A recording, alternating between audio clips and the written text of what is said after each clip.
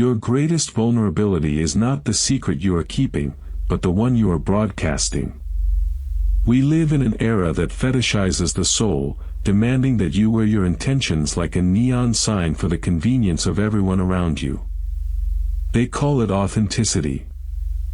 They call it being real. But in the architecture of human interaction, authenticity is merely a voluntary surrender of your tactical geometry. Think of a poker player who insists on showing their cards before the betting begins. They are praised for their honesty, but they are guaranteed to lose the game. When you signal your internal state, your frustrations, your loyalties, or your ambitions, you are not connecting, you are indexing yourself. You are handing the observer a map of your psychological terrain. Once you are categorized, you become a static object in their mind. You cease to be a person and start being a predictable variable. Consider the Victorian ballroom, where a single arched eyebrow or a delayed response was worth more than 1,000 words of confession. In those circles, to be transparent was not a virtue, it was a social death sentence. Today, we have traded that nuance for the vanity of being understood. We believe that if we explain ourselves, we will be respected. In reality, we are just simplifying the work for those who wish to navigate around our defenses. When a rival knows exactly what triggers your indignation, they no longer need to guess your next move. They simply place a stone in your path and wait for you to stumble. This isn't about lying. It is about the deliberate curation of your presence. A fortress that keeps its gates wide open under the guise of openness is not a fortress at all, it is a museum.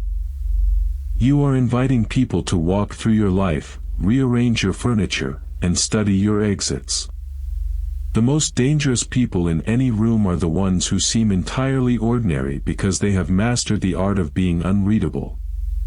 They offer just enough of themselves to satisfy the social hunger of others, leaving the core of their intent untouched. You believe you are being honest, but you are actually being edited by the expectations of the people you interact with. You are performing a version of yourself that makes them feel comfortable. But what happens when you stop performing? What happens when the person across from you realizes the map they were given is entirely blank? If you treat honesty as a moral absolute, you are merely offering a roadmap to your own vulnerability. In the high-stakes theater of human interaction, total transparency is not a virtue, it is a tactical surrender. When you lay your cards on the table, you aren't being virtuous, you are being decoded. People do not value your truth because it is good, they value it because it makes you legible, and a legible person is a person who can be managed. Think of the way a master angler uses a lure. The fish strikes because the movement is familiar, patterned, and expected. When you present yourself as a reliable, consistent, and transparent individual, you are essentially dangling a lure in front of everyone you meet. They stop looking for the hook because they have already decided what you are. Once they have categorized you, the helpful coworker, the reliable partner, the predictable friend, they cease to observe your actual intentions. You become background noise. You become safe. And that is exactly where your true influence begins. Consider the intelligence officer who spends years cultivating a persona that is intentionally dull, perhaps even slightly incompetent. By projecting a version of themselves that is incapable of complex maneuvering, they move through the periphery of their target's life entirely unnoticed. They don't need to lie, they simply need to be uninteresting. When you feed people a false, predictable version of yourself, you aren't deceiving them so much as you are granting them permission to ignore you. You are creating a blind spot in their peripheral vision, a gap in their awareness where you can operate without scrutiny. In the corridors of corporate power, the person who complains the loudest is rarely the one who holds the cards. The true operator is the one who agrees with the consensus, adopts the company jargon, and mirrors the expectations of the room so perfectly that they become invisible. They are the water in the glass, taking the shape of the container while remaining entirely fluid. While everyone else is busy positioning themselves against each other, the operator is moving pieces across the board in the shadows of the expected. But there is a dangerous edge to this strategy. If you play the role of the predictable actor for too long, you risk the ultimate psychological erosion, the loss of the distinction between the mask and the face. What happens when the person you are pretending to be starts to rewrite the person you actually are? That mask you abandoned wasn't just a facade, it was a mirror. People were never looking at you. They were looking at the reflection of their own expectations, and when you finally stepped out of the frame, they didn't see an empty space. They saw a void they felt compelled to fill. This is the foundation of strategic scarcity. You have spent your life distributing your attention like currency, devaluing yourself with every transaction. You provide validation as if it were a common commodity, and in doing so, you have made your approval worthless. Consider the way a master negotiator handles a high-stakes auction. They do not increase the bid, they increase the silence. By withholding the expected reaction, the nod of agreement, the sympathetic smile, the quick laugh, you force the other person to gamble with their own psychological capital. They begin to over-explain. They perform. They adjust their posture and temper their tone, desperately trying to calibrate their behavior to trigger the validation you are holding in reserve. They are no longer interacting with you, they are trying to solve a puzzle you have engineered. In the royal courts of the 17th century, a courtier who was always available was viewed as a servant, while the one who disappeared into the shadows of the palace was viewed as a sovereign. You must understand that scarcity is not about being cold, it is about being finite. If your approval is always reachable, it is never coveted. When you stop offering it freely, you transform your validation into a rare resource. People will stop trying to understand your intentions and start trying to earn your favor.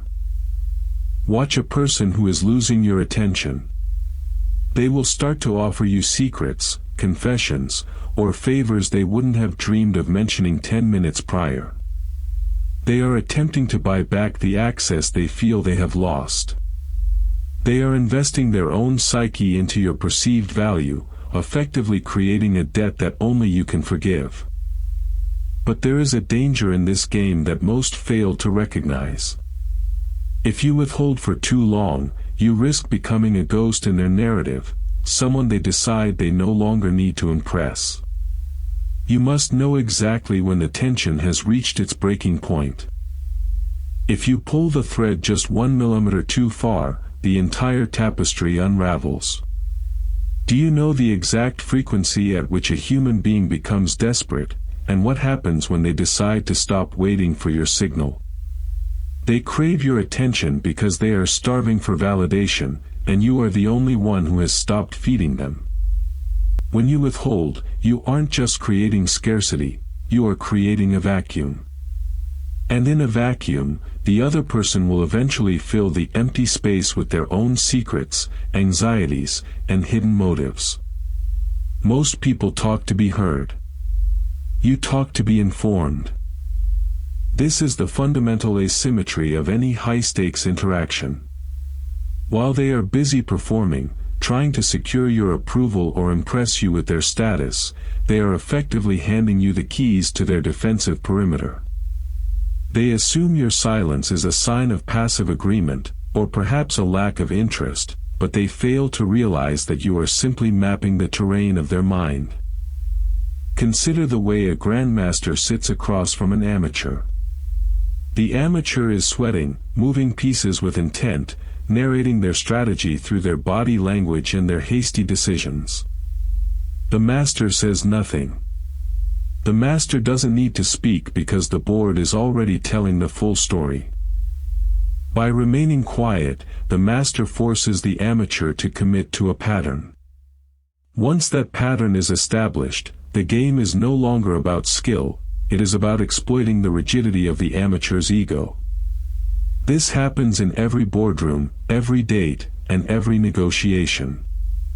The person who feels the need to fill every silence is the person who feels the need to be understood.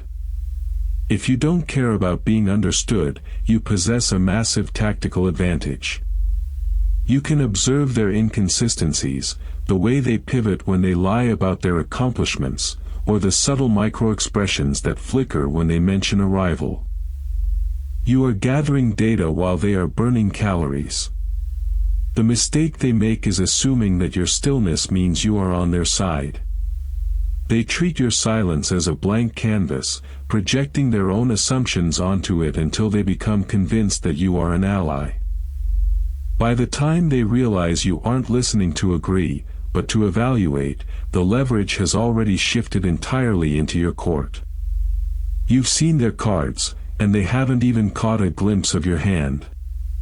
But there is a secondary danger to this strategy that most people never consider.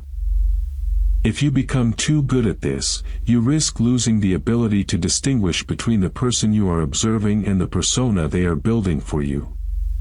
How do you know when the mask has finally slipped? You are waiting for them to fail, yes, but more importantly, you are waiting for them to name their own trap.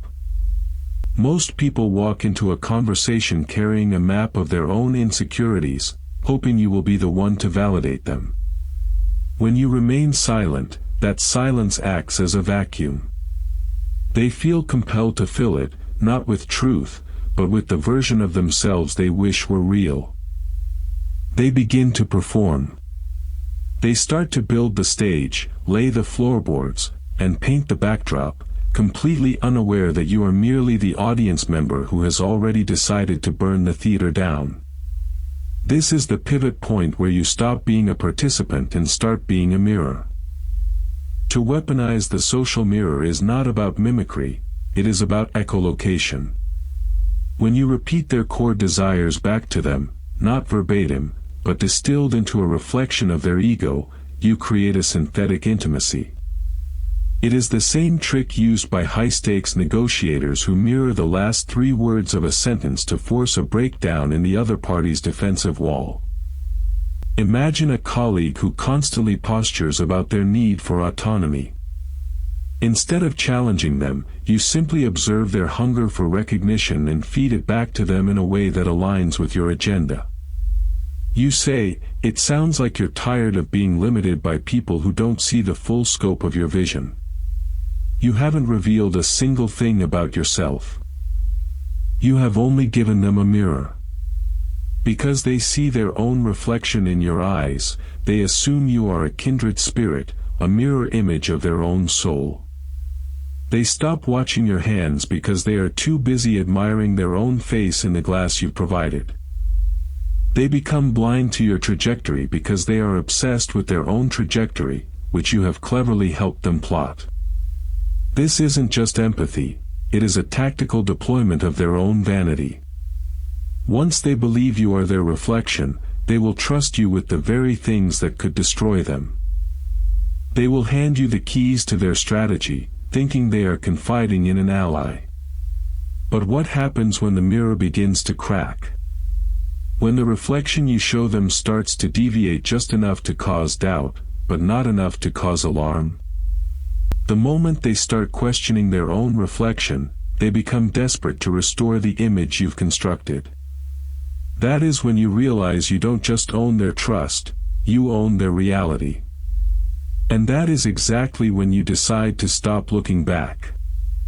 They aren't interacting with you at all.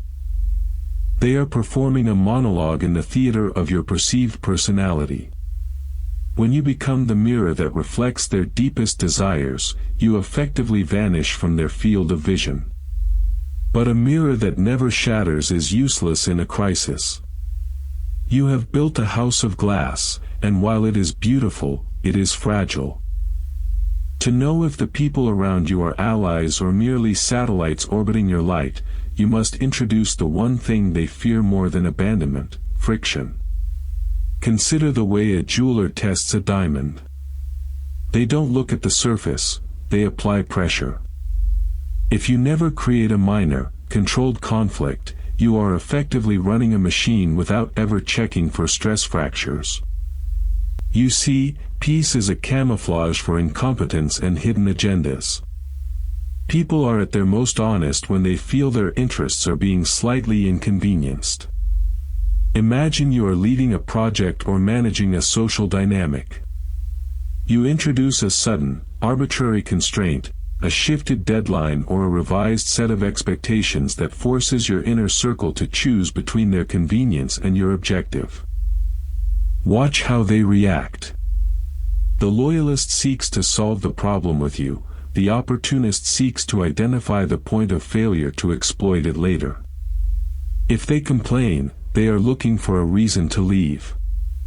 If they adapt, they are looking for a reason to stay. Most people avoid this because they fear being disliked. They mistake comfort for stability. But look at the history of the Medicis or the subtle power plays in any high-stakes boardroom. The most stable alliances were forged in the heat of a crisis that the leader secretly initiated. You aren't being cruel, you are being precise. You are identifying the structural integrity of your environment before the real storm hits. There is a danger here, of course. If you create too much friction, you burn the bridge you are trying to measure. If you create too little, you are merely gathering a collection of admirers who will dissipate the moment the wind changes direction. The goal is to create just enough heat to see who sweats and who stays cool. But ask yourself this: what happens when you test the person closest to you, and they don't just complain? What if they start playing a game of their own? The answer isn't found in their promises, but in their reaction to your silence. A passenger stays only as long as the amenities are served, an ally remains when the galley is empty. You identify the difference by observing who moves to fill the space when you stop providing. Most people are terrified of a vacuum. They interpret your stillness as an error, a glitch in the routine that they feel a frantic, biological compulsion to repair.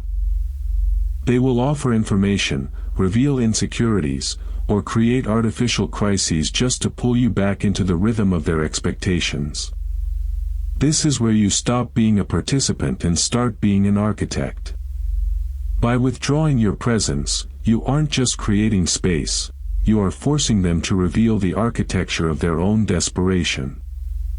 Think of a siege commander who ceases fire not because he is defeated, but to see which section of the enemy wall is structurally unsound.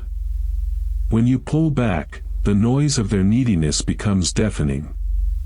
They begin to negotiate with the air where you used to be. Consider the Japanese concept of ma, the negative space between objects that gives the whole its shape. Most people view their social interactions as a series of solid, heavy blocks, piling one word upon another until the conversation collapses under its own weight. They believe that being present is the same as being significant. It is a fatal error. Significance is defined by the absence that precedes it. When you are always there, you are merely background noise, like the hum of a refrigerator. Once you vanish, you become the mystery that demands a solution. But there is a razor-thin line between being missed and being forgotten. If you remain absent for too long, the void you left is filled by someone else, and you become a relic. The strategy is to withdraw just enough to make them feel the loss, yet return exactly when the anxiety of your departure shifts into resentment. You must time your return to coincide with the exact moment they have exhausted their own resources trying to reach you. When you finally step back into the light, they will be so relieved to have the status quo restored that they will yield ground they would have defended to the death only days before. They will be grateful for your return, and gratitude is the most effective chain you can forge.